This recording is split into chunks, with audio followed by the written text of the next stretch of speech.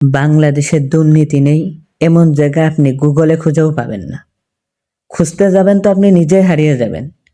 প্রশাসন থেকে নির্বাচন কমিশন পর্যন্ত সব জায়গায় ম্যানেজ আছে, ম্যানেজ। এমনকি যে শিক্ষকরা আমাদের নীতি কথা শেখায়, সেই শিক্ষকরাও মানি দিয়ে চাকরি নেই। কিন্তু এক জায়গায় দুর্নীতি নেই, এখানে দুর্নীতি এখনো ঢুকতেও পারে নাই, সেটা হলো পরীক্ষার হল। সেখানে কোনো দুর্নীতি নেই। পরীক্ষার হলে ঢুকলেই সকল শিক্ষকরা হয়ে যান সুপার সিকিউরিটি গার্ড। নড়াচড়া করলেই সন্দেহ, কাশি দিলেই তদন্ত, চোখ ঘোরালেই নকল চলছে। সত্যি বলতে কি জানেন, এই স্যারদের যদি পরীক্ষার হলে গার্ড না দিয়ে বর্ডার গার্ড বানানো হতো, তাহলে হাদির খুনি কখনো পালাতে পারত না। তাহলে দেশে কখনো মাদক দ্রব্য আসতো না। তাহলে দেশটা আরো নিরাপদ হতো, আরো সুন্দর হতো।